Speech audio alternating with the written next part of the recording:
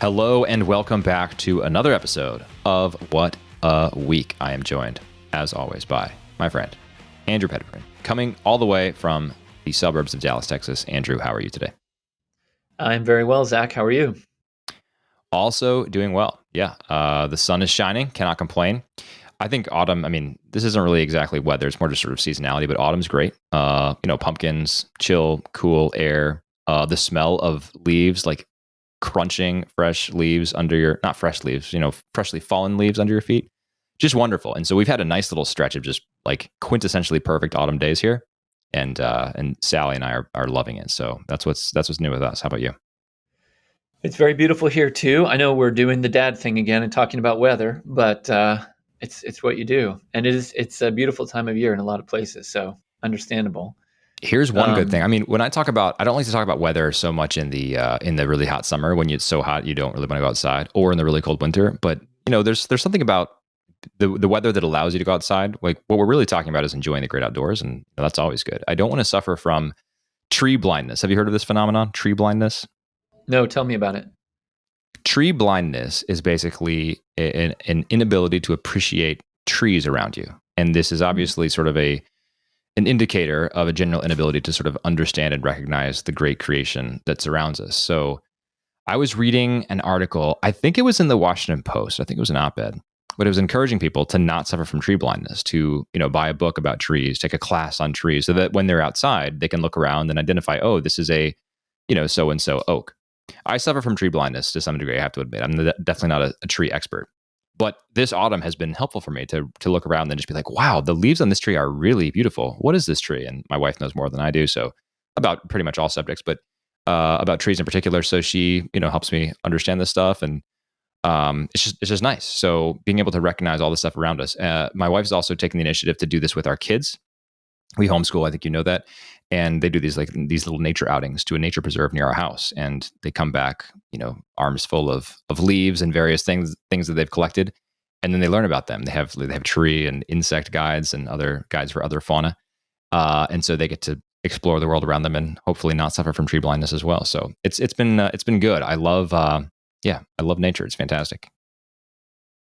Well, I do too. We have a giant oak tree in our front yard, which I love Wow. very much. I think it's one of the best trees in the neighborhood, and yeah, I'm very proud of that. And I hope I don't. I think I do suffer from tree blindness in the sense that I don't know what a lot of trees are, but Same. I know what an oak tree looks like, and I do really appreciate the one that I have. So yeah, my kids are pretty good about that stuff. Maybe because they also have spent part of their education being homeschooled, Love it. and just in general kind of engaging with things that I think I didn't really when I was younger. Yeah, no, same. Although I spent a lot of time outside as a kid, just I think by virtue of the fact, you probably did as well, because we didn't have cell phones and TikTok, and we didn't have at least a ton of computer games, video games. So I spent a lot of my childhood just running around outside, exploring everything, and it was great. I would not trade it for anything. Yeah, me too. And maybe this will relate to the close read that we're going to do today. I Yeah. remember just hanging out with all the kids in the neighborhood. Some of them were from, what we might call nice families. Some of them were not. And it was just kind of a mix of everybody. And it was just kind of what you did as a boy and as a girl. Everybody just kind of did it. And things weren't so intentional. Like I don't think I'd never heard of a play date, for example, until I was a Right. parent. Never Yes. heard of it. Definitely didn't go on any when I was a Yep. kid. Yeah, it was so organic too. I didn't have my own cell phone. My friends didn't have theirs. So we would just run over to their house, knock on the door. Hey, you guys want to play outside? Or they'd be playing outside. We would run out to join them, vice versa. And it was Yep. just fantastic. So things would just sort of happen organically. And yeah, it was great. It was great. And for 5 years of my childhood, we had an acre of lawn. Oh wow. And, to those who are listening who have a lot of land, that sounds like nothing. But to those who are, like us now, on like a fifth of an acre in a sort of city environment or suburb environment, an acre is huge. It's just a giant playground. So we would have soccer matches and baseball matches and all kinds of things on our acre. And it was just fantastic. We had epic games of capture the flag. It was great. But yeah, I think it does feed into our close reads. So maybe we'll revisit this when we come back to that. Yeah. Andrew, I know you wanted to revisit our post-liberal comments from last time. So what should we talk about there? Well, yeah. For those who listened last week, we explored this article by Michael Hanby from New Polity about post-liberalism, and I think that was probably the toughest article that we have explored so far in our close reads on the No show. doubt. And it's, it's just kind of a tough topic, really, because it's got so much kind of theory and philosophy stuff, but then also it has these like real world implications. And so I don't know, it's just kind of like turning over in my head, like, okay, so there are some post liberal people and there are some like classical liberals, and, there are these different camps and stuff. And I was just thinking how basically out of my depth I feel about the whole question, and just how I sort of want to, I want to do my part and be a good citizen. One of the things I don't like so much about the post liberal thing is the whole coercion thing. I just, maybe I have a little bit of like punk rock spirit within me or something, that I really hate the idea of being told what to do. On the other hand, I think it's important to have good laws, and to like, to have ways of enforcing them, and to have certain principles that we stand by as a culture and all that stuff. So I don't know. The only other thing that I would say is I've been doing a lot of research on like the papacy in the late 20th century for one of my book projects, and been reading a lot. And actually, one of my colleagues here, our mutual friend Bobby Mixa, man, he and I talk about St. John Paul II all the time. And something I always think about John Paul II is like, when I think about this question of like post-liberalism and all that kind of thing, is just like the whole authoritarianism question. And just like, what a funny thought it is to me that like John Paul II would, just as a test case in my brain, I think of him, but it could be somebody else. But like, what a funny thought it is for me that he would, to imagine him like emerging from communist Poland, and then thinking that like the solution to having a good society is to kick out the bad authoritarians and have like good authoritarians in their place. I just don't think somebody who came from that world would think that way. They would just think in terms of like, no, like we probably should avoid the whole authoritarian thing, period. And that's how I feel, I have to say. And I am a fan. I'll just out myself. I'm a fan of the document Dignitatis Humanae, the document on religious liberty from Vatican II. So I don't know. I have various sympathies, man. I like a lot of what some of those post-liberal guys do, and I really liked Michael Hanby's critique. But man, I think I mostly need to just stick to watching movies, I'll tell you. Well, those are all good comments, I think. When we started this at the outset, this What a Week programming, Andrew, I think one of the comments I made is that, look, we'll be unafraid to we will be unafraid to tackle the hot button issues of the day, not from a stance of we always know what the answer will be, but from a stance of sort of epistemic humility. We don't necessarily know, but also we need to talk about these things and try to get to the bottom of what's going on here. And I think this liberalism, post-liberalism debate is a really important one, because it's happening right in front of us. It is happening all around us, even if it's not using these sort of intellectual terms that Hanby uses in his critique of post-liberalism. But I'm sympathetic to people on all sides of this camp. On the liberal side, you have people like David French, who sort of gets knocked a lot for his various stances on liberalism, and I disagree with him pretty strongly on a lot of his takes vis-a-vis liberalism. But also on that side is George Weigel, a friend and indeed confidant even of St. John Paul II, who believes very strongly in these ideas like Dignitatis Humanae, for example, and in the importance of liberalism and of human freedom that enables flourishing in the virtues. On the other side, I think the post-liberals also have really good points when they point to some of the excesses of liberalism, what we might call sort of the apotheosis of liberalism recently, when we look at just crazy things happening all around us. It's the type of things that, the Joan of Arc plays, like we talked about in Misinformation a couple weeks ago. Those things, when you look at liberalism and say liberalism got us here, it's very natural, I think even only natural, to ask what happened and what went wrong, and to further question, is this worth it? Or is something so fatally flawed here because it leads to this spot? So I think those critiques are good. Now, I also won't point fingers and name names, but I have noticed a tendency among the post-liberals to have a sort of trolling persona in various online communities that is less than helpful. And obviously on those things, I disagree with them. And then to your point about the coercion, I mean, this is a tough one. I mean, government and laws in general are coercive, right? There's no getting around that. It's coercive of the government to say you can't do this or we will throw you in prison. And the government does that pretty much anywhere except in an anarchy. And there is no real anarchy. I guess there are functional anarchies, but there's no nominal anarchy anywhere in the US. I mean, anywhere in the world. So government's coercive by its very nature. I think the question is just sort of how coercive do we want to be, and on what issues do we want to be coercive? And here, I obviously don't think that we should coerce people into going to church, for example. I do believe that religious freedom is important and an important positive right for the government to ensure and uphold. However, I'm pretty pro, for example, anti-obscenity laws, and think that we should be coercive in not allowing people to produce pornography. So there, I also think the post-liberals have a point. I disagree strongly with David French, for example, on drag queen story hour. Should that be allowed? No, it should be illegal. I think pretty strongly that should be illegal. Right. So yeah, it is a tough question, but and the Hanby piece was tough, and I'm certainly no expert in these matters, but I enjoyed the Hanby piece because it offered a very strong critique of both post-liberalism and liberalism. It wasn't unilaterally a critique of post-liberalism; it was a critique of the whole scheme. And I think that's a good corrective for Christians to answer, that we will not find a perfect government this side of the veil, that everything we do has to be oriented toward this eschatological hope of fulfillment of all things in Christ. I had a conversation with Larry Chapp on his Gaudium et Spes podcast earlier this week. And as you know, Andrew, he's named his podcast Gaudium et Spes 22, his blog project, because of that line in Gaudium et Spes that talks about the Christological center of everything. And I think Hanby's point, maybe not exactly in that language, but did use very sacramental language to get there, is that everything does have a Christological center, and that is what needs to be at the heart of every human endeavor, especially, and in this case particularly, government. So it's a broad critique, and it's a broad-reaching one, and we did not do justice to the essay, obviously, in the time that we had, or even with the sort of background that you and I have. But I think it was a good discussion to have nonetheless, and help me sort of refine my critiques of both liberalism and post-liberalism as well. Yeah, I mean, I love the idea of, and I've talked to you before about my admiration for T.S. Eliot's The Idea of a Christian Society.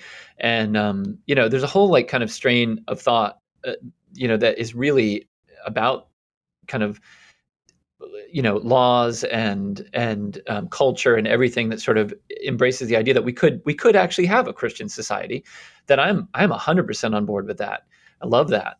And, I'm not at all a libertarian. I don't think that we should just sort of, live and let live. But I guess maybe I'm just kind of unreformed in my or sort of naive or something in my my hope for something akin to a democratic form of governance or something. Like, if I'm going to be made to do something, I want a say. I want to vote in whether it's something that I have to do or not. So yeah, I don't know. Lots of weird thoughts. Again, I should probably just watch movies and write about them instead of worrying about the political questions. Well, that is what you're doing. You are writing about movies on your, especially 2 upcoming book projects. As much as I can. Yeah, we can move on from this, but I think it was a good discussion. I'm sure we'll return to it because, again, it's really important, and this discussion is happening everywhere. The one other thing I wanted to talk to you about, Andrew, is this John Fetterman situation in Pennsylvania. We talked about it a little bit. I think it was just last week. And since then, John Fetterman had a debate with Dr. Oz, Mehmet Oz. And the debate went terribly. It was very obvious to everyone watching that John Fetterman is having enduring, lasting effects from his stroke that he suffered in May. And I think it was really just difficult to watch because it was clear that this man was having having problems responding to his debate opponents, responding to even basic questions from the moderator. And we talked about this last week, and I think we were fair in our assessment. I don't think I said anything that I didn't intend to say, but I want to reiterate here sort of what I see the problem is. The problem is not that John Fetterman has a disability. That's certainly not the problem. The problem is that he concealed this disability and the extent of the disability to the disadvantage of the voters of Pennsylvania. And so it is only now, when his name is guaranteed to be on the ballot and it is too late to replace him with another candidate, that he is being upfront with his condition, and even so, only partially upfront. But everyone can see that his stroke condition was much worse than he initially presented. I think it was the day after or 2 days after his stroke. He told everyone via Twitter that his doctor said there was no cognitive impairment, but there's clearly some sort of impairment. I'm not a doctor or a neurologist, and some people have said it's just an auditory processing thing. Some have said it actually seems like a cognitive impairment. The point is, it doesn't really matter because he can't respond to basic questions and make simple statements of fact without getting all tongue-tied. Now, I'm certainly not mocking him for that, and people who are mocking him should not do that, and they should be ashamed of that because that is mocking someone's disability. But the point is, it's a real disability. And it is fair for voters to ask questions about whether or not this disability prevents this person from carrying out to the full extent, as required, the duties of the office of senator for the U.S. state of Pennsylvania. The other thing this has made me think about, though, is the extent to which we construct our own realities and we sort of believe these paradigms of our own construction. 3 weeks ago, maybe 2 weeks ago, NBC News, Dasha Burns, this is what we talked about last week. She interviewed Fetterman. And she said in her report, in the conversation that we had with John Fetterman before we rolled tape, it was not clear that he was understanding what we were saying. And she was raked over the coals by many of her fellow journalists for that. There's a journalist named Kara Swisher who's done a lot of tech reporting for decades. And Kara very publicly on Twitter raked Dasha Burns over the coals and said she's lying, basically, and said this is absolutely not true. Anyone who spent time with John Fetterman knows it's not true. I spent time with him for 30 minutes and it was great, yada, yada, he's fine. Obviously, in the aftermath of that debate, people understand that Dasha Burns was correct in that situation and Kara was lying. Now, there are two possible takes on what happened there. Either Kara Swisher was lying about it and knew that what Dasha was reporting was true, but chose to articulate something that she knew was not true, or that Kara actually really believed that John Fetterman was totally fine, that she had a 30-minute conversation with John Fetterman and thought this person is totally capable of answering basic questions and stating basic things. The first of those is concerning because we don't want journalists lying to us. The second of those is, I think, rather terrifying because it just speaks to the extent to which we can convince ourselves of gross untruths despite the evidence that's right in front of us. We so insulate ourselves with bubbles that we don't have our views ever challenged. And this is not a particularly novel take on my part. People have been talking about this sort of misinformation chamber for a long time, but the misinformation goes both ways. This is not a problem unique to the American right. It happens on the American right. I think the 2020 election was stolen is a great example of this misinformation echo chamber. There are people, even still, but especially then, who believe the election was stolen, and no amount of empirical evidence contrary to that would convince them of that. They were convinced of it because they had built this sort of thought bubble around themselves. And I think the same thing happens on the left as well. And the outcome is that we have people who are not simply interested in this sort of demonization of their opponents because they are lying and just sort of straightforwardly malicious, but rather that they really believe the lies they tell themselves and contort themselves in all sorts of myriad ways to adjust themselves to that reality. And that's when things really begin to unravel. That is where, in the words of the great poet, the center cannot hold. So the Fetterman thing is a small, I think, microcosm of this example. And when applied to journalists, and perhaps even to Fetterman himself, the lies we tell ourselves, and it's very concerning to me for all of those reasons. But obviously, I wish John Fetterman the best and wish him a healthy recovery. Hopefully, he can be back to full health soon. It really was a shame to watch, and I hope that he has all the support that he needs in his recovery. So, yeah, I wonder. I don't have much to add, but I had a couple quick thoughts as you were talking. It seems like the narrative about John Fetterman is it's both. He's totally fine and there's nothing to worry about, like the Kara Swisher thing, or it's the guy's got a disability. How dare you critique him on that basis? So which is it? Is he okay or is he not okay? And I mean, clearly it appears that he's not okay. And as I think we talked about before, maybe in the long term, that's okay for him. I mean, he can learn to adapt and to kind of live his life a different way or something like that. But this stroke just happened in May. And my understanding is it happened even before the Democratic primary. Is that correct? That's my understanding as well. Yes. Yeah, I mean, his party had other options they could have explored if he had just sort of backed away and said, "Hey, look, I've had this medical crisis. I don't know what's happening with my body right now. I really want to serve my state. I really want to serve my country, but I need to figure out how I'm doing. So you guys really, for the sake of everybody's good, I need to back away from this." But he didn't do that.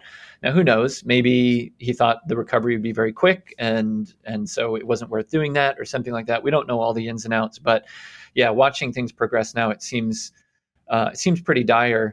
And I heard one commentator say that some of the defense of Fetterman is a little bit of a Democratic Party Flight 93 moment, where they just sort of feel like the circumstances are just too severe, too serious about the prospect of losing the Senate or whatever it may be, that there's just nothing that they're going to allow to get in the way of that goal. So if Fetterman isn't fit for office, oh well, we'll deal with that after he gets to Washington.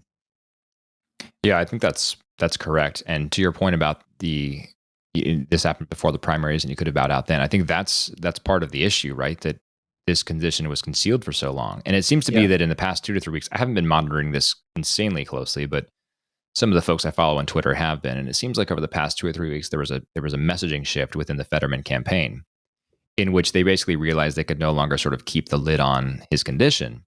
And so the rhetoric changed, to your point, from he's totally fine, this is all a mountain out of a molehill, he's completely fine, to hey, he's a stroke survivor, stop bullying him. He's just a fighter trying to get back, and how hard he's fighting to recover from the stroke just shows how great of a senator he'll be because he'll fight for you.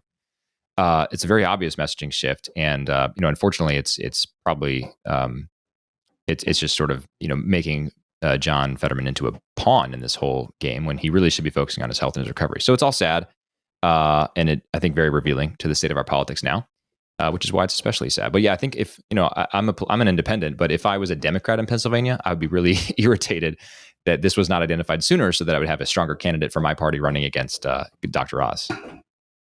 Yeah. Well, should we go on to the misinformation section? Let's do it. I'm looking forward to it. All right. This is maybe going to be easy for you or hard because I have 4 articles today, Andrew. So rather than the normal 3, you've got 4 to choose from. All right, here we go. So we have 1, 2, 3, 4. Here we go. Let's start with this one. From Twitter, if true. A Twitter collage, if you will. Campus activists at the University of Wisconsin protested Matt Walsh's visit to campus, the Daily Wire's Matt Walsh. Yes. By spraying graffiti on buildings on their own campus and landmarks across campus, and by tearing up the Bible, and in at least one instance, eating the pages of the Bible directly, just ripping the pages of the Bible and eating the paper. All right, that is story number 1. Okay. All right, second story. From The Guardian, if true. Taylor Swift stealth edited her recent music video for the song Anti-Hero after critics accused her and it of fat phobia and fat shaming. All right. Number 3. A large Alzheimer's from Nature, the science journal Nature, if true. A large Alzheimer's study finds that exercise is superior to all known Alzheimer's disease drugs. All right. Okay. And number 4. Fox News, if true. For the first time in its history, Chick-fil-A will open on Sunday in select locales. A local franchise owner, I'll just read you an excerpt here. A local franchise owner outside of Dearborn, Michigan, has announced that he has sought and received approval from Chick-fil-A headquarters to close his restaurant location on Fridays instead of Sundays. Muhammad Saif, 49, is a Yemen-born Muslim American who has owned and operated his restaurant outside of Detroit for almost 8 years. Quote, "This means so much to me that my company values and respects my own religious beliefs enough to permit me to observe a different day of the week from my fellow restaurant owners," said Saif while he chatted with me over a spicy chicken deluxe with waffle fries. Fox News' Todd Starnes reporting. That is the 4th one. Okay, so any inclinations there based on the 4 I've outlined? Okay, let's start with one that I'm almost certain has to be true. The third one about exercise is the most effective Alzheimer's treatment has to be true. So let's start there. Am I right? That is true. I think that was the easiest one because Yeah, it is kind of common sense, but I wanted to put it in there because I think this is important for people to remember how great exercise is for you. So yes, absolutely. this is absolutely true. Let me read to you, Andrew, an excerpt from the abstract for this. Alzheimer's disease is a complex neurodegenerative disorder that affects multiple brain regions and is difficult to treat. In this study, we used 22 Alzheimer's disease large scale gene expression datasets to identify a consistent underlying portrait of Alzheimer's disease gene expression across multiple brain regions. Then we used the portrait as a platform for identifying treatments that could reverse Alzheimer's disease dysregulated expression patterns. So basically, what they're saying, I think, is that they have this collection of data that shows them what these various genes what various genes in different sort of expression configurations look like for Alzheimer's disease patients, and then figure out how to reverse the dysregulation of the bad gene expressions that sort of contribute to the Alzheimer's disease. And if I'm misstating that, any listeners can definitely weigh in and state this the correct way, and I will gladly read off the layman's interpretation there. All right. But then they say Okay. exercise reversed expression patterns of hundreds of Alzheimer's disease genes across multiple categories, including cytoskeleton, blood vessel development, mitochondrion, and interferon stimulated related genes. Exercise also ranked as the best treatment across a majority of individual region specific Alzheimer's disease datasets and meta analysis Alzheimer's disease datasets. And then they go on to say that fluoxetine, which is a common antidepressant, I think, also scored well. And a theoretical combination of both the antidepressant and exercise reversed 549 genes. But exercise is the single best of all the treatments that we know of today. Pretty crazy. So, yes, that one is correct, Andrew. Well, my old grandfather, who died just shy of his 104th birthday, he did not have Alzheimer's, Wow. uh, and he did not have much wrong with him, really. But and I suppose I should say he exercised in the gym every day until I don't know a few months before he died. So Wow. yeah, I've seen it. I've seen this That's exercise amazing. do Yeah. its job. Yeah. Fantastic. All right. So that is correct. You've got 3 left. Okay. All right, Zach. I think the other ones are all pretty good. So I'll just take all three together here, and then you can tell me if I'm right or wrong. Okay. Here's my impression on the remaining three. I'm going to say that the first one about Matt Walsh is true. Though the details about eating the pages of the Bible are a little bit weird. The red flag to me to begin with is that he would be able to even speak anywhere at the University of Wisconsin. But I'll say maybe that's true. There's some group that was able to bring him there. So I'm going to say number one is true. I'm going to say number two is also true. Which I one is don't number really 2? know anything. The Taylor Swift one. Okay. Yep. I don't know anything about Taylor Swift really. I know her 1989 album mainly because I have Ryan Adams' cover of the whole album. He covered the entire album and issued it, and so I have that. I every once in a while I'll get some flack actually that I don't write about as a popular culture guy that I don't write about Taylor Swift even though she's such an important figure in the culture. But I don't really know her. But little bits that I've gathered about her recently make me think maybe she would have done the editing thing, as you said. I I'm going to say that the fourth one about Chick-fil-A is if it's true, that's really something. I mean, I think if you made that up, you did a really great job because that really sounds like a convincing story. Dearborn, Michigan is like the most, I think, has the highest Muslim population in the It United does. States, Yeah. or like per capita or something like that. So like the Yep. story is plausible, but I just don't see how a major corporation would like change their whole corporate policy, even in a place like that. Like, so I'm going to say, I could be totally wrong, but I'm going to say four is false, one and two are true. Andrew, you are getting good at this because that is exactly correct. So we'll Wow. take these one at a time. So All right. it is just a big Twitter thread, this Matt Walsh thing. But yes, he was brought to campus by the Young America Foundation, which often brings these conservative speakers, including the Daily Wire folks, Shapiro and Knowles and Walsh, to campuses to give various talks. And students well, I think the administration first announced the visit as, horrifically bigoted and harmful, et cetera, but they did allow him to come, to their credit. And then these activists just go crazy and they literally just spray paint stuff everywhere, including profanities, the F word spray painted on campus now because they're mad that Matt Walsh is coming. And then, they stage this protest where they're ripping pages out of the Bible, and at least one person is eating the Bible. Now, there's a Flannery O'Connor short story, one of my favorite short stories of hers, in which a character eats the pages of scripture. But this is a very clear literary reference to the passage in Ezekiel. Your words are sweeter than honey. I don't think the protester had that metaphor in mind when he was doing this. So, but it did happen. So that's that one. The Taylor Swift one, yes, her new song is called Anti-Hero.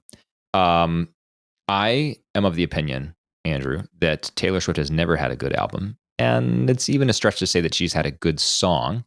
So that's about my take on Taylor Swift songs. But she's obviously incredibly popular, and her new song Anti-Hero features in the music video a section in which the character steps on a scale. And as she steps on a scale, and this is Taylor Swift, her doppelganger, who's just Taylor Swift, obviously, cut in, looks at the scale, and the original version of the video, the scale, there were no numbers, it just said fat, and then the doppelganger, shakes her head disapprovingly. The video was edited, and the new version of it, there's nothing shown on the scale. So the intent is still there. She just steps on the scale, and her doppelganger looks at the scale, but you don't look at it. You don't see it as the viewer, and then shakes her head disapprovingly. But from the Guardian, the article about this, it says, the video for Taylor Swift's song Anti-Hero, the lead single from her new album Midnights, has been altered days after its initial release to remove the word fat from one of its scenes. In the original clip, directed by Swift, the 32-year-old singer and songwriter steps onto a bathroom scale whose dial spins to the reading fat. In the new version of the clip, viewable below, Swift steps onto the scale, receiving a look of disapproval from a doppelganger, also played by Swift, but no reading is shown. So there you go. Okay. Now, as a father of, again, young kids, I feel like having young kids shapes my opinion on almost everything to some degree or other. It's super important that my kids don't feel the obligation of unhealthy body image things. And it's a bit jarring, I imagine, for a young teenager to see a thin, very popular artist step onto a scale and then have the scale read fat, because then that person looks in the mirror and says to themselves, well, look at me, I'm not that thin, whatever, am I fat? So I understand the argument to that, on that level. But my read of the song is that she is really kind of calling out these false body image standards anyway, and just complaining about how her own self is holding her to this unrealistic standard.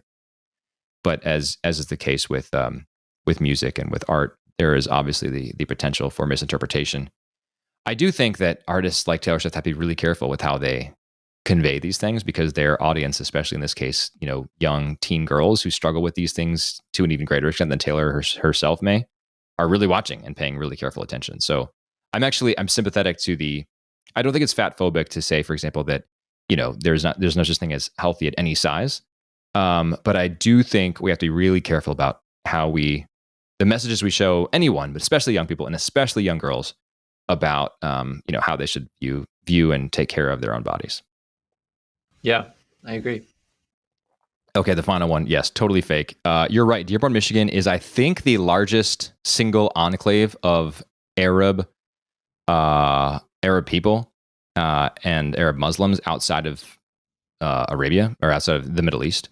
So yeah, that's why I chose that for this location, for this fake story. It did raise to me an interesting question, though. What if there was and maybe there has been, and it's been rejected, but what if there was a Muslim American who was a franchise owner and said, look, I want to practice my religion? This even goes to the sort of the liberal, post-liberal question we were talking about. What if they say, I want to practice my religion and I do it on Fridays? Can I close my shop on Fridays? I wonder what the response would be from Chick-fil-A headquarters. So we shall see. Yeah. I don't know. I mean, I can't imagine that they would change their policy for yeah. I mean, if the whole thing about the store is they're closed. They're franchises. Yes, they're independently operated or whatever. But I mean, if you're a Chick-fil-A store, you have to be closed on Sunday. That's the way it is. Mhm. Yeah. Um, I don't know. Hard to imagine that they would change that, but who knows? Yeah. They probably wouldn't, but maybe it'll come up someday. I mean, do you think that by the time your kids are grown, Chick-fil-A will still be closed on Sunday? It's hard to imagine. Do you remember I remember when it was a few years ago or a couple of years ago, there was something where Chick-fil-A reneged on giving a donation to like an evangelical Christian group or Yes. something like that. Yeah, it was And the I remember Fellowship of Christian Athletes. was that what it was? Yep. Yeah. Well, I remember thinking at the time, maybe that isn't such a big deal. I don't know. But I mean, I guess it sort of signaled to the world like, oh, maybe we're going to back off a little bit, our sort of Christian thing. And then I remember, driving around on a Sunday and feeling a hankering for a fried chicken sandwich. And of course, then I remembered it's Sunday and it was closed. And then I kind of felt annoyed. I thought, if you guys aren't going to like just go all in on the Christian thing, then it's kind of annoying that you're not open on a Sunday like everybody else. So, but I don't know. I guess I've come back around to thinking it's probably a good thing that there's one very popular brand in America that says we will keep Sabbath. So I don't know. I actually wish that every brand in America kept Sabbath. I mean, this used to be the case in Europe, as you probably well know, Andrew. But the nice thing is when all the restaurants are closed on Sundays, what happens is people eat dinner at their home with their family. So it can be nice to go out to dinner with your family. But more often, you're on the go. You're like, taking one kid back and forth to soccer, so you stop at a fast food restaurant. Like it's more often that's sort of atomized, the eating out experience.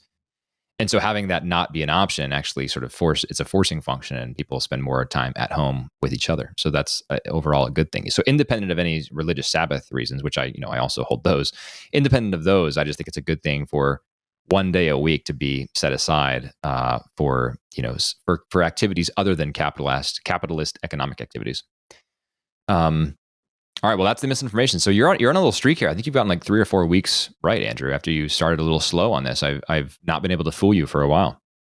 I live for this, Zach. I was seriously, I was like, I woke up just this morning. I couldn't wait to get after it today and I love it. see if I could love the energy, love the enthusiasm. Yeah, I love the segment. I know we have one or two detractors, but I think on the whole, it is a lot of fun to do the misinformation. I took Pat's complaint to heart, though. I tried not to do too much dunking today, so I hope I had some balance there. He might not have liked your Fetterman comments, though, but who knows? We'll find out. I don't know. Yeah, well, let us know, Pat. All right, well, let's go ahead and move on to the close read section. We actually have a shorter close read today, which is probably good because we're running a little bit over time from where we want to be anyway. So we'll do this pretty quickly. But we have today an article based on the author of a book. I mentioned him last week. And the article is called The Boys' Feminism Left Behind. This is by Richard Reeves, who is a scholar at the Brookings Institution. And he's writing this for Common Sense, the news outlet owned by and started by Barry Weiss. Richard is also the author of a book called, hold on, let me pull it up. It's called Of Boys and Men, Why the Modern Male is Struggling, Why It Matters, and What to Do About It. And Richard Reeves is a self-identified feminist who believes strongly in egalitarianism, in gender equality, etc. And he says it's precisely for those reasons that he's arguing now for the opportunities of young boys. And some of his policy positions and proposals are very interesting. And, there are certainly things with which I would disagree with Richard on, but I found this article compelling. I find this whole topic fascinating, and I think that this will only grow in importance as our boys, who are right now, between the ages of 0 and 10, grow up into men and find themselves really sort of shorn of the boyhood that maybe you and I enjoyed, Andrew, to your earlier points, and also really just at a big disadvantage compared to women across a whole variety of axes. So, Andrew, do you want to give a brief overview of this article, and then we'll talk through it? Sure. Yeah. Well, the subtitle or the kind of lead that is underneath the title, "The Boys' Feminism Left Behind," says, "You don't upend a 12,000-year social order without experiencing cultural side effects." And some of what I really appreciated about what Reeves does in the article is just state things that are on the surface very obvious, but sometimes those are the most important things to remind people of. here we are living in this world which is radically different than the world of, 2 generations ago, 3, 4, 5, etc. But in the grand scheme of things, what we're experiencing here with regard to the role of men and women in society is extremely new. He says that for 12,000 years, basically since human beings developed agriculture, um, almost every human society has had a patriarchy, and by patriarchy he simply means rule by men. Men have been in charge, um, and so he wants to say, uh, by changing that, certain things have happened. And the thing that he really wants to point our attention to is that the rise that women have experienced, which he identifies as a very good thing, has nonetheless resulted in a decline among men. And he provides some basic statistics. I'm sure that maybe his book link study will go into a lot more of them, but he points out that in 1970, 58% of undergraduates were men and 42% female. Now it's flipped. 58% are female, and men are much lower. And it goes sort of, lots of other statistics from there. But the part that really struck me the most, Zach, was the way that he's talking about not so much the college part, but even younger, the part about boys in school. And he notes that almost 1 in 4 schoolboys are diagnosed with having a developmental disability. And he remarks that just the whole way that kind of our school system is structured now is increasingly geared towards girls instead of boys. So the kind of things that used to be considered more normal in a school setting for boys are now considered very serious problems, like fighting, roughhousing, being rambunctious, talking out of turn, all that kind of stuff, which interests me a lot as somebody who used to be a boy and as somebody who's the father of a boy. That's creating a generation of boys who feel ill at ease in a school setting, who don't feel like they belong. And the problem then gets worse because there isn't a great outlet for them from there. He notes here that sorry, I'm just looking at the document while I'm sort of summarizing it, but it's also then sort of created a problem where men are unemployed or underemployed. They don't feel motivated to work. And it has been accompanied by what Reeves calls a dangerous political vacuum, where men feel like they are unrepresented, where their concerns are not taken seriously, and where they are driven to support political candidates and movements which may not be entirely beneficial for society at large. He also talks about how, he says here that with the end of the patriarchy, it says it has broken the chains of dependency that held women down, but also held the nuclear family together. And then talks about the rise in women-led households, single-parent households, excuse me, and so many children, and especially boys growing up without fathers. So I think that's the long and the short of it. I have a number of thoughts that have sort of sprung to my mind from that brief little overview, but I'll just throw it to you, Zach, and see what you think. So just to your last point there about absent fathers, there's a comedian, I forget his name. I don't watch a lot of his stuff, but I was watching a little bit of his work a couple months ago, and he said, Ben, do you want to know how to be a good father? It's very simple. He said, there's one key, one thing you have to do one thing you have to do to be a great father, and that's don't abandon your kids. Yeah. And he repeated it. Don't abandon. That's it. That's all you have to do. Now, and he highlighted the sort of difference in expectations, which is obviously unfair. But basically, to be a great mom, moms have to do all this stuff, he was saying. And to be a great dad, the most important thing is that you're there, that you're around.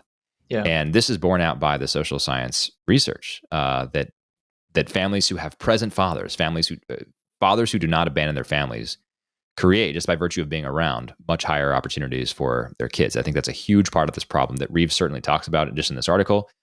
I want to get his book. I think I mentioned this last week. I want to get his book to learn more of his argument and understand this, because he must go into this in great detail as well. But the disappearance of fathers is a huge story in the disadvantage of our boys. And so I encourage all of our listeners to read up more on how much of a difference just having a father around makes. But I think that's a big part of this key. maybe we can start with like the beginning of his claims, Andrew, which are that boys are now at an absolute disadvantage relative to girls. But he applauds everything that has happened so far. He just thinks that it sort of happened in a way that disadvantages boys. So he says, I take as a given the positive that we've called gender equality and women's liberation. And all those things are great for women. We just have to ask about the externalities and the ways that they affect boys. But I actually think he sort of jumps the gun a little bit on declaring those things great for women. And I don't mean, when I say those things, I don't mean that, women's liberation in the sense of women being able to make their own choices is a bad thing. Far from it. That is a good thing. What I mean is that he is overlooking a vast body of social science literature that suggests that women are actually less happy than they were in the 1970s. So, for example, I'm looking at an article right now by Betsy Stevenson and Justin Wolfers, both at the Wharton School, and this is called "The Paradox of Declining Female Happiness." You can find this in a simple Google search. This is from 2008, so it's a little bit dated, but these authors track an absolute and a relative decline of happiness among women since the 1970s. Let me just read the abstract here. By many objective measures, the lives of women in the United States have improved over the past 35 years, yet we show that measures of subjective well-being indicate that women's happiness has declined both absolutely and relative to men. The paradox of women's declining relative well-being is found across various data sets, measures of subjective well-being, and is pervasive across demographic groups and industrialized countries. Relative declines in female happiness have eroded a gender gap in happiness in which women in the 1970s typically reported higher subjective well-being than did men. These declines have continued, and a new gender gap is emerging, one with higher subjective well-being for men. Very interesting. So he takes it as a given again that just the changes that women have seen since the 1970s have been uniformly good, and that's true if you accept a couple things, like for example that higher income is good, right? If you have higher income, that's always a good thing. But if the higher income, for example, is accompanied by lower happiness, that's not a good thing. Take for example the very simple maxim that money can't buy happiness. You look at I don't know, an artisan, a woodworker who's really confident in his craft and loves doing his job and works at it for 10 hours a day, but builds beautiful things and ends the day always satisfied with his work. And you compare his satisfaction to that of an investment banker who does nothing but buy and chew up and spit out companies, and he does that for millions and maybe billions of dollars, but he's absolutely miserable. Like, one of those is a fulfilling life, and one of those is not. So we can't simply use economic well-being as a proxy for goodness. So I think it is important to sort of not just assume that because people have earned their places, earned for themselves higher places on the income ladder, that's a good thing. So I just want to make that comment off the bat. This is the thing, right? Yeah, go ahead. Can I just really quickly interject and say, this is the thing that used to be called the two-income trap, right? And there were even people like Elizabeth Warren who said this was a bad thing, that if our highest ideal in society is economic growth, then the only way to keep growing is to have more people doing more work. And but why do we have to have that? Why? Like, why can't we have half as many jobs as we do? Like, we don't need to have why? To your point, like, why would somebody be happier? I mean, there are plenty of wonderful jobs that a woman or a man can do and find fulfillment in, but there are lots of jobs that men and women are miserable doing. And given the choice, they wouldn't do them. So why are we celebrating that? Like, who wants to sit in a cubicle all day? I don't. Right. Yeah, that's exactly right. This is something that we've talked about previously. I've talked about at length on Credo podcasts, other Credo podcasts. Alec McGillis talks about this a little bit in his interview with me about his book on Amazon, and just how even Amazon jobs, these like rote automated jobs in warehouses, are far less fulfilling than the dangerous steel mill jobs of the middle part of the century. Oh yeah. So yeah, these are conversations very much worth having. The other part of this that I didn't even I'll just dip my toe in the waters here and then drop the mic and move on is the changes to contraception. And once contraception comes on the scene, we actually see a major societal shift happen in a way that is often viewed as being, uniformly beneficial to women, but that really simplifies the science. And you don't have to take my word for it. Janet Yellen, the Federal Reserve, right? I think that was her position. I think so. Let me double check. I'm going to fact check myself here. Yeah. Janet Yellen, I'm sorry, Secretary of the Treasury. Maybe Secretary. Yeah. Wasn't she previously in the Federal Reserve? Yeah. Okay. She was. Yeah. Okay. She was the chair of the Federal Reserve from 2014 to 2018. Now the U.S. Secretary of the Treasury. So Janet Yellen, smart, very smart economist, obviously. In 1996, she had an article with several other co-authors, including her husband, I think George Akerlof is his name, that talked about how the birth control pill actually disadvantaged women in several key ways. Now, they didn't go so far, I think, to say it was a net negative, but they pointed out that it resulted in women being pressured into having sex outside of marriage, and maybe most importantly, having no bargaining power to force a marriage when they were faced with an unwanted pregnancy. The availability of abortion on demand has obviously exacerbated this dynamic as well, and so women actually lose the bargaining power that they had previously to marry men. And to my point about absent fathers, tie men down into a stable and beneficial family life that has, again, time and time again, look at Mark Regner's work, for example, contributed to an overall sentiment of happiness. So those are really important things to sort of get right, I think. And Richard Reeves, as much as I appreciate what he's doing, talking about boys being disadvantaged, I think he should just look at a little bit of his sort of assumptions here and recognize that the end all be all is not economic income. It's not just making money. Right. Yeah. Good point. Maybe we can just talk a little bit more about the boys thing here. One of the things that Richard Reeves talks about is the absolute disadvantage that boys have cognitively because they mature slower than girls. And as someone who is the father of young kids, I can't say if I've seen this like super dramatically, but I think it'll become more dramatic as my kids get older. And I don't think my son will be as mature as my current 8-year-old is when he is 8. I think it does seem to be already there's sort of a different maturity curve there.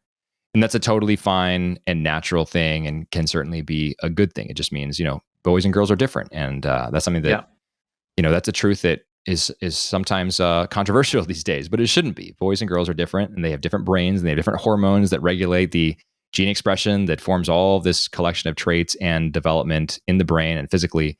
And that's just not, this shouldn't be a controversial thing to say. So boys and girls are different. And one of the things that Reeves proposes is basically starting boys in school later so that at equivalent grade levels, boys will always be a year older than girls. Basically change the cutoff for boys to enter school later than girls so that, and I don't even know the ages, but like if the girls in the class are 6 years old, the boys will be 7. So it basically just buys boys an extra year of maturity, let their brains develop a little more, let the frontal lobes grow, and they'll be more ready for the challenges of school. And I listened to an interview between Reeves and Barry Weiss, and he made the point that I think it was Reeves, maybe it was Weiss, but said that being a father or being a mother of boys has sometimes been compared to just sort of like being the frontal lobe of two other or three other human beings, because these boys just their brains don't develop and they don't have the capacity to make risk calculations until they reach a higher age than girls would. So the idea is just delay the start of school for boys and help them make up the gap that way. Seems to me to be a very common sense, straightforward way to attack it. And I don't really see any downsides. Yeah, I don't know. My instinct is that I don't love that idea, mainly because I don't know that it really solves the problem of just the world of education itself being so much more female. He points to, just obviously like the overwhelming majority of teachers are female, fewer and fewer males than ever are getting into the profession. He actually makes the point that relative to, we're told that like there's a crisis in the STEM disciplines, that not enough girls are in STEM, but actually far more girls have gone into STEM disciplines than boys have gone into education over the last 40 years. So I found that to be really interesting. I wonder if something, my children hate it when I advocate something like this, but, something like just maybe going back to like single sex education would be better, or, finding some way to just really approach the whole question of how to educate a boy and how to educate a girl differently, because boys and girls are different. I think especially with the physicality, the physical part of it. Now, both of my children are very physical and that sort of thing. But, on the whole, boys sort of need just sort of much more of an outlet for physical stuff. And, something that occurred to me was, when I was in school, I don't know if this was the same with you, Zach. It was already the case that if you got into a serious fight, like you got into a serious fist fight with another boy in high school, you would be in serious trouble. I mean, like Hmm. you could be like put in handcuffs by the school resource officer. I mean, like seriously, like you could be charged with a crime, right? And I think Yeah. that's only gotten worse, much worse. But in previous generations, that wasn't the case at all. I remember Rusty Reno wrote something about this some years ago and just talked about, witnessing a fist fight between a couple boys in his school. And the vice principal just stood there and watched it happen. When it got just a little bit too crazy, he did then finally kind of break it up. The boys both bloodied each other's noses. And the vice principal said, all right, you got the blood out. You got it out of your system. Back to class, guys. Wow. You know, Hardcore. yeah, and you see this in old movies, right? Like from the 50s, you see like a couple boys like getting in a scrap in the, next to the lockers, and then, the principal runs over and breaks it up. And then that's kind of the end of the story. It just sort of goes to show you like the way that kind of the way that we now think of what was once considered to be a pretty natural, just kind of spillover of kind of Yeah. a natural way that boys express themselves is now considered just absolutely beyond the pale. I mean, it could end up getting you charged with something. Worst case scenario, best case scenario, you're probably going to end up having to see some kind of health, mental health professional, and may end up Sure. getting diagnosed with some kind of mind altering ADHD. Yeah. ADHD drugs or something like that, right? So, that's my 2 cents, I suppose, on the question of like, what's the silver bullet here? How do we handle it? No, I think that's good. It occurs to me then that perhaps the possibility of holding boys back a year is almost a band-aid, right? We can't It seems like overturn it. the education system overnight, but maybe we can start there. We Yeah. can start there and say, here's what we're going to do from a policy standpoint. We're going to recommend that boys start a year later than girls. And here's the relative cutoff. Every child is different, et cetera. So ultimately, this is a choice that parents can make, but here's the recommendations.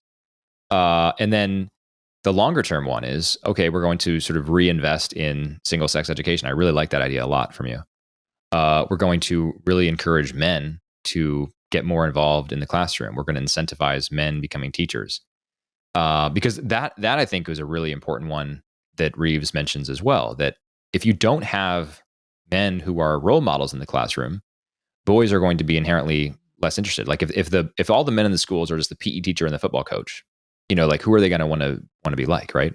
Right. They're going to blow off their studies to get better at football or to lift more weights because Yep. those are the role models that they're presented with. If, however, think of like what's that movie? Jaime Escalante, Stand and Deliver, or Dead Poet Society. Men can have a profound impact in the classroom. Obviously, women can too, but we're talking about role models for boys.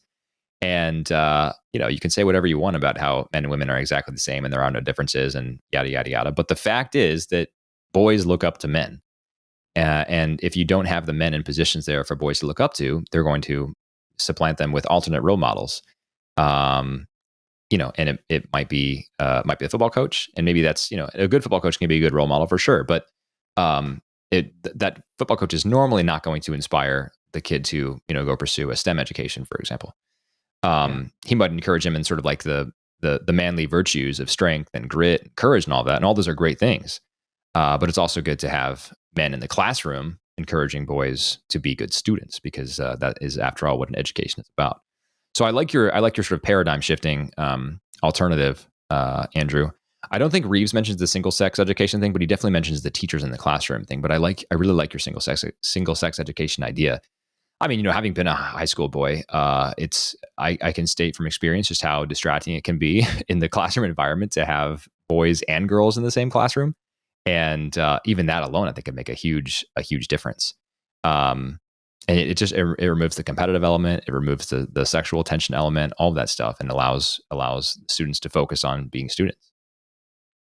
Yeah, I think it's, I'm of two minds. I think that boys and girls together in school is okay, but I think in light of the fact that there just aren't that many male teachers, and the paradigm seems to be geared towards females, I think single sex education could be one way to address that problem.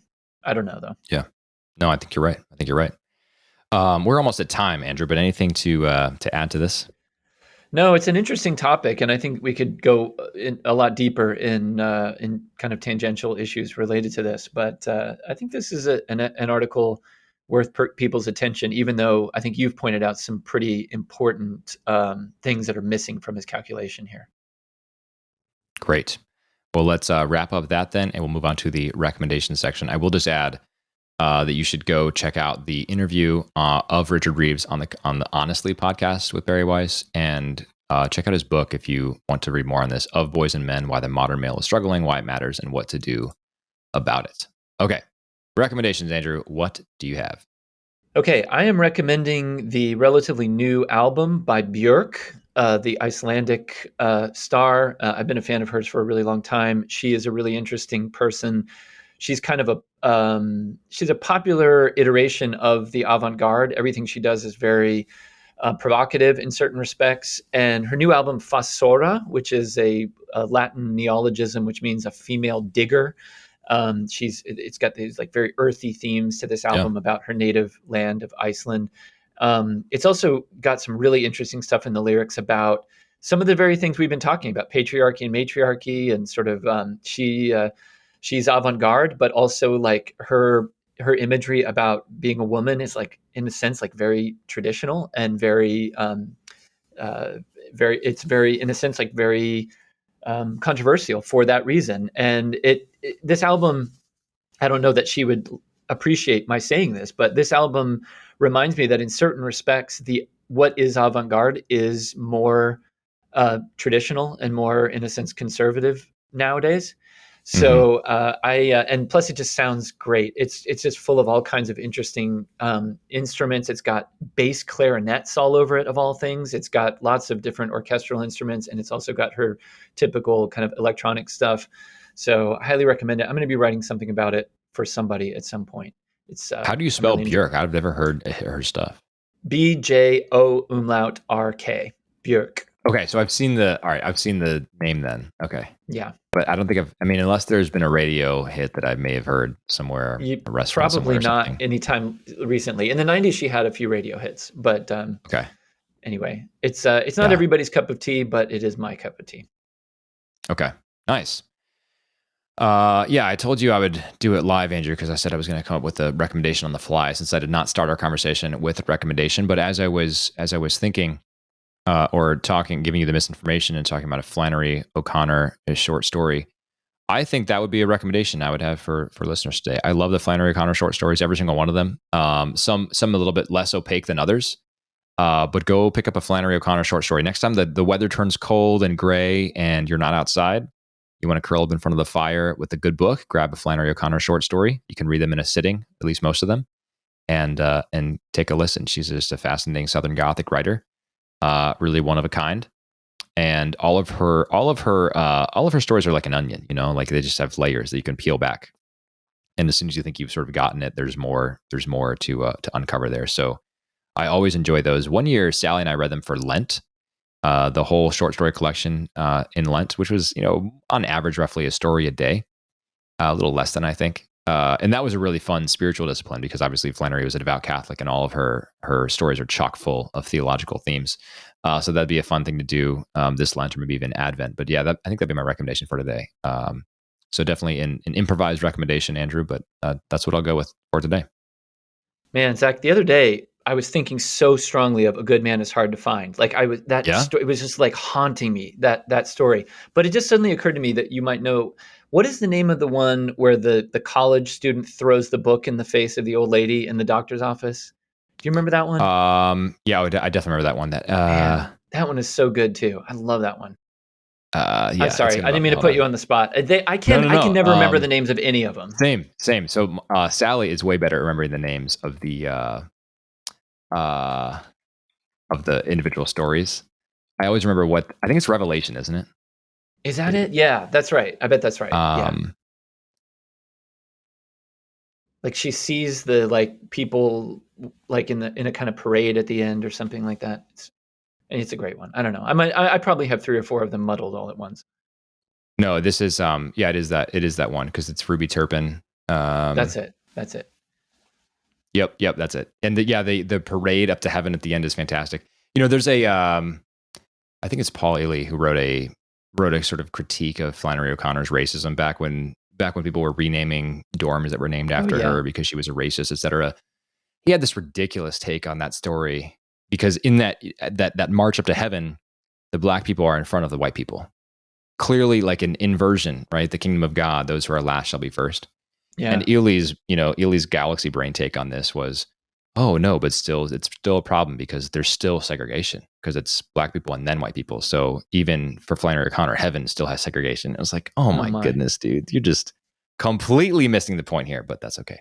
Yeah.